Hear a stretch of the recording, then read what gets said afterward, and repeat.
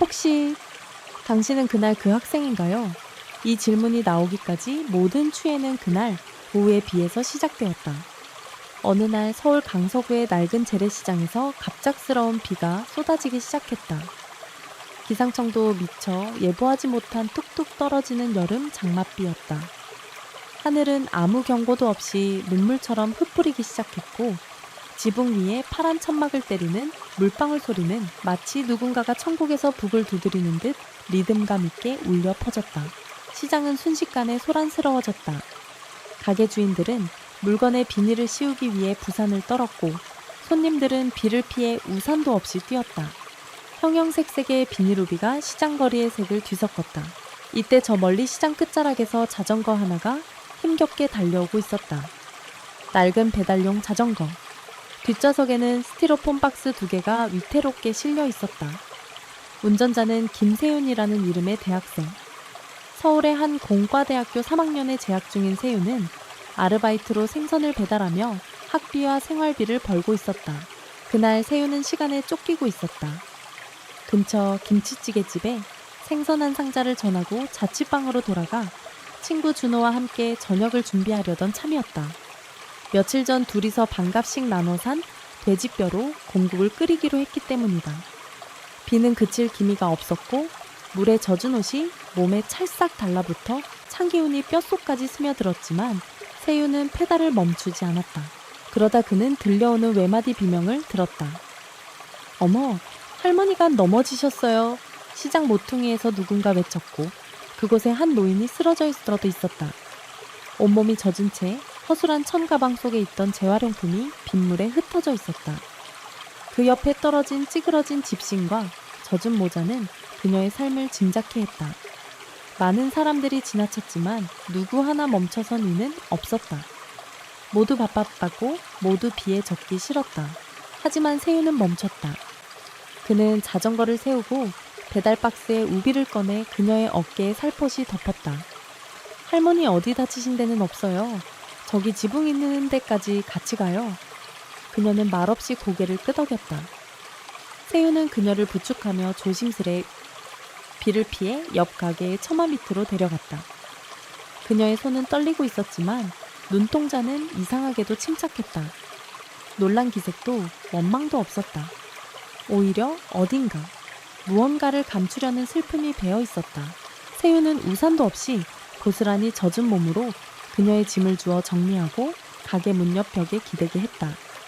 비가 여전히 쏟아졌지만 두 사람 사이에는 묘한 정적이 흐르고 있었다. 할머니 가족은 어디 계세요? 연락드릴까요? 그녀는 고개를 저었다. 그리고 주머니에서 구겨진 종이 한 장을 꺼냈다. 이거 받아. 복권이야. 당첨 안 될 거야. 그래도 기념으로 갖고 있어. 그녀는 억지로 웃으며 손에 복권을 쥐어줬다. 세윤은 처음엔 정중히 사양했지만 그녀의 눈빛에는 단순한 친절 이상의 무언가가 담겨 있었다. 결국 그는 조심스레 그것을 받아들고 다시 자전거를 타고 빗속으로 사라졌다. 그녀와의 짧은 만남은 비와 함께 사라질 줄 알았다. 하지만 그것은 한 소년의 인생을 송두리째 흔드는 서사의 시작에 불과했다. 비가 잦아들 무렵 세윤은 녹슨 대문을 밀고 자취방이 있는 골목으로 들어섰다. 비가 쓸고 간 자리에 남은 건 진흙 범벅이 된 바닥과 놀이터처럼 변한 골목 풍경뿐이었다. 아이들은 비가 만든 작은 웅덩이에서 고무신을 벗고 뛰놀며 땅에 떨어진 감나무 잎을 물총 삼아 던지고 있었다. 야, 김세윤 친구 준호가 자취방 문을 열고 고개를 내밀었다. 뭐야, 너 왜 이렇게 젖었냐? 완전 생쥐꼴이잖아. 세윤은 헛웃음을 지으며 자전거를 세우고 박스를 내려놓았다. 그냥 좀 일이 있었어. 생선 배달하고 오는 길에 할머니 한 분이 넘어지셔서. 또 야, 너 진짜 정의의 사도냐 하여간 마음은 따뜻해 죽겠다니까. 세윤은 젖은 우비를 벗어 벽에 걸고 미니 가스레인지 옆에 앉아 가방을 열었다. 비닐봉지에서 대파 한 단과 콩나물 봉지를 꺼내려던 찰나 손끝에 무언가 부드럽고 두툼한 감촉이 느껴졌다.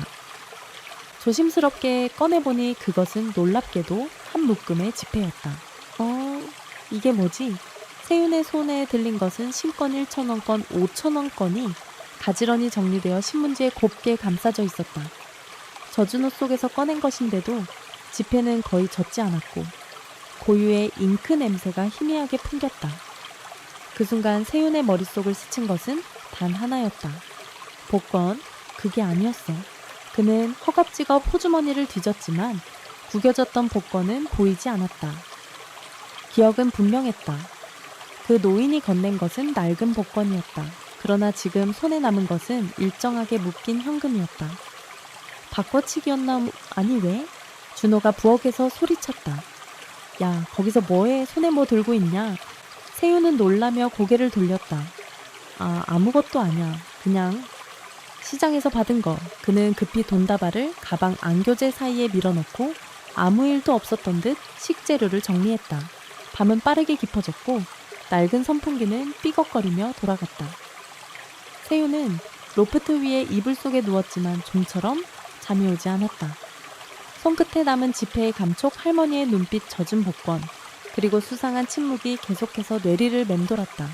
그는 이불을 걷고 자리에서 일어나 조심스럽게 책상 서랍에서 교재를 꺼냈다. 그 안에 꽁꽁 숨겨놓은 돈다발을 다시 꺼내어 조명 아래 펼쳤다. 빛에 비춘 지폐는 구김 하나 없이 깨끗했다. 한 장 두 장 세어보니 정확히 137,000원. 그의 일주일 생활비와 맞먹는 돈이었다. 이건 단순한 호의가 아니야. 그 순간 머릿속을 스치고 지나간 것은 어릴 적 어머니의 말이었다. 누구를 도와줄 땐 보답을 바라지 말렴. 하지만 선의는 언젠가 돌아온단다. 전혀 예상치 못한 순간에 그 예상치 못한 순간이 지금일까. 세윤은 무릎 위에 지폐를 올려둔 채 한참을 바라보았다. 그 할머니는 단순한 폐지 줍는 분이 아니었다. 그 눈빛 속에는 오랜 시간의 침묵과 깊이가 있었다. 그 무언의 손짓 고요한 슬픔, 그리고 교묘히 바뀐 복권. 그는 조심스럽게 침대 머리맡에 있는 메모장을 꺼내 이렇게 적었다. 이 돈은 단순한 우연이 아닐지도 모른다. 나에게 무언가를 묻는 시험, 혹은 어떤 시작의 신호일지 모른다. 다음날 아침 하늘은 맑았지만 세윤의 마음은 흐렸다. 자취방 창문 너머로 들어오는 햇살은 따스했지만 마음 한편은 여전히 젖어 있었다.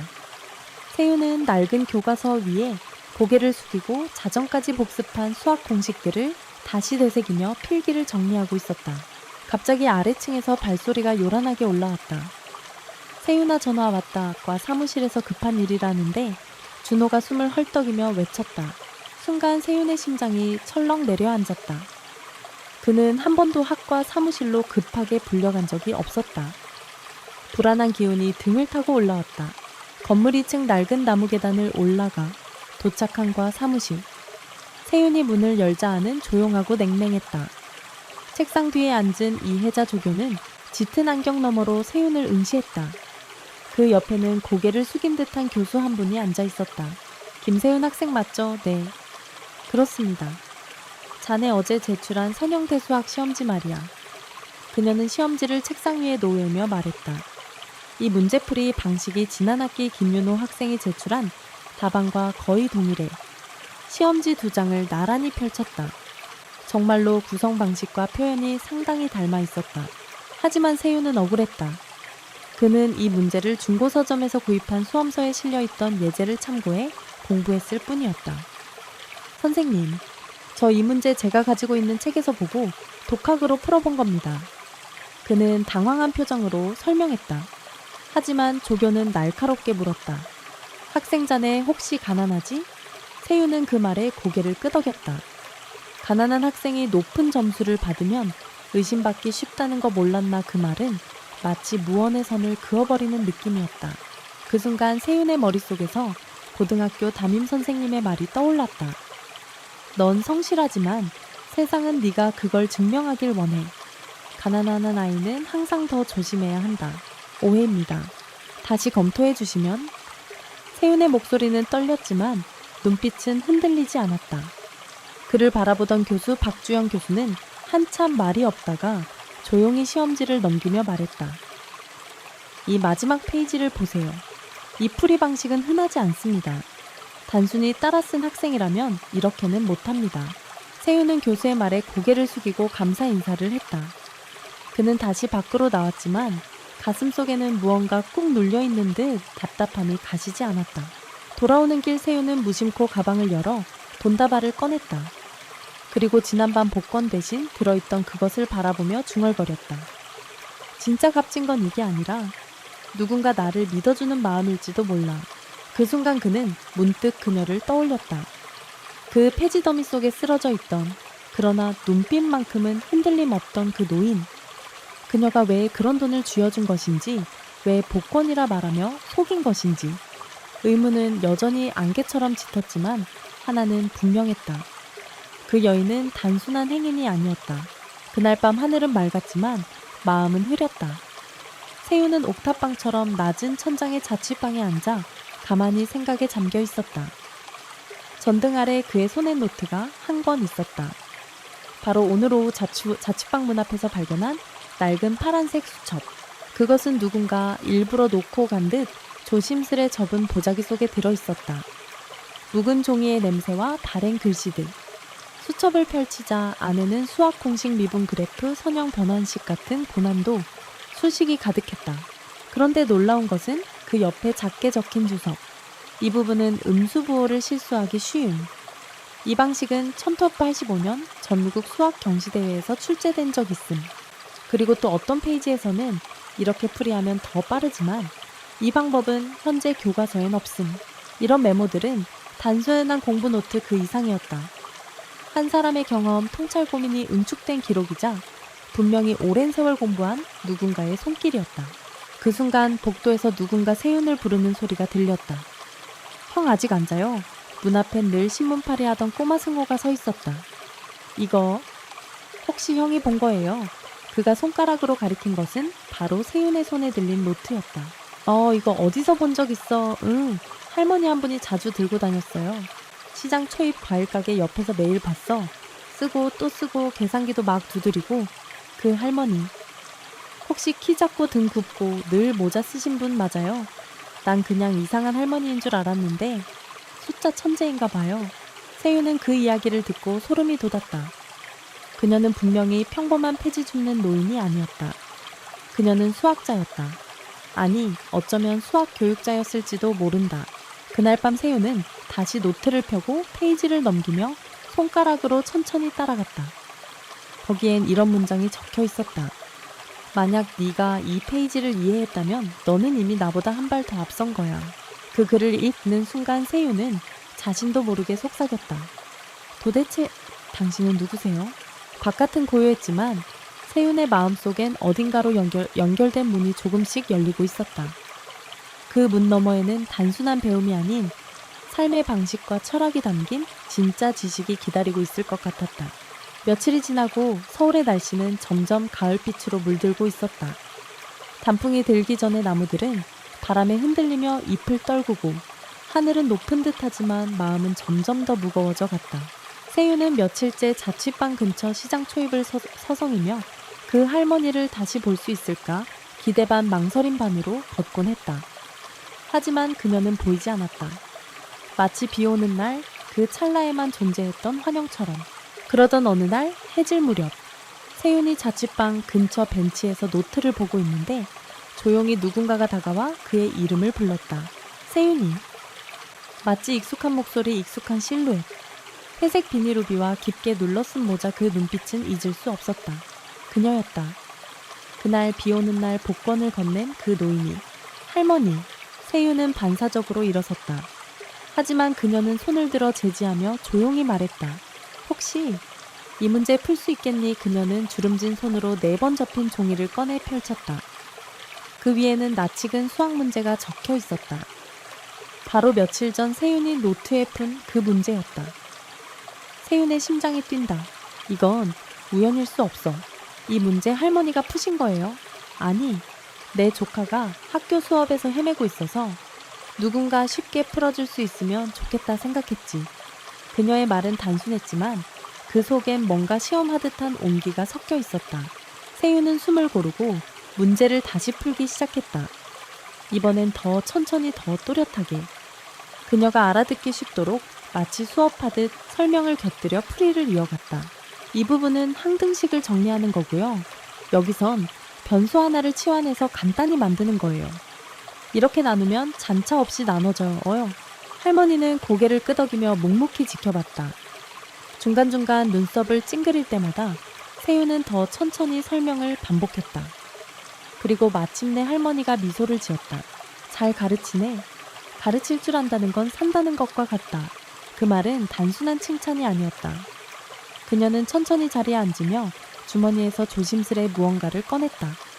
말끔히 다린 복권 한 장이었다. 그날 준 복권. 기억하지? 네, 그런데 그건 복권이 아니었어. 이게 진짜 복권이야.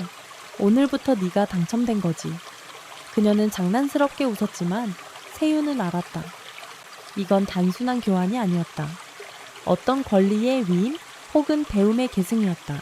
그녀는 곧 일어나며 말했다. 혹시 매주 화요일 저녁 시간 비워둘 수 있겠니? 조카를 위해서라고 생각하면 돼. 세윤은 놀란 듯 물었다. 할머니 저한테 뭘 바라세요? 그녀는 잠시 눈을 감았다가 아주 조용한 목소리로 대답했다. 나는 이제 손가락이 느려져서 더는 숫자를 그릴 수 없어. 하지만 너는 아직 빠르잖아. 내가 너에게 노트를 준 이유 아직도 모르겠니?